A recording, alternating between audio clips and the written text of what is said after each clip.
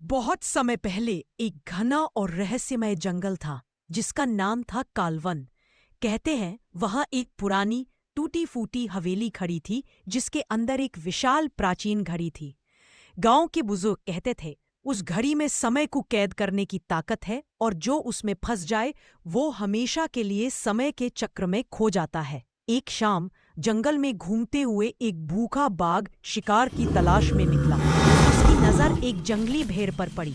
भेड़ गर कर भागी और भागते भागते हवेली में घुस गई। बाघ भी पीछा करते करते अंदर आ गया।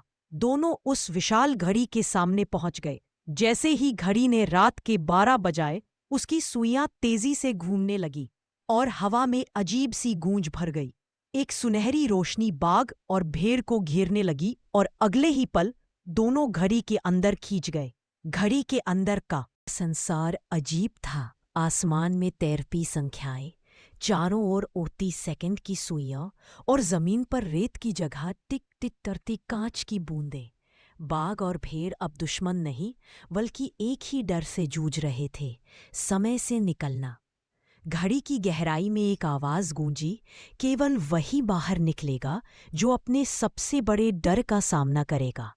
बाघ का डर भूख से मरना, भेड़ का डर बाघ के द्वारा खाया जाना। दोनों ने समझ लिया कि अगर उन्हें बचना है तो एक दूसरे को नुकसान पहुंचाए बिना साथ रहना होगा।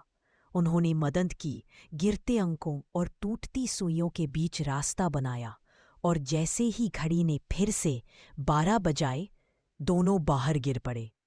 हवेली फिर से शांत हो गई, लेकिन अब बाघ और भेड़ जंगल में एक दूसरे के दुश्मन नहीं बल्कि समय के साथी बन गए थे।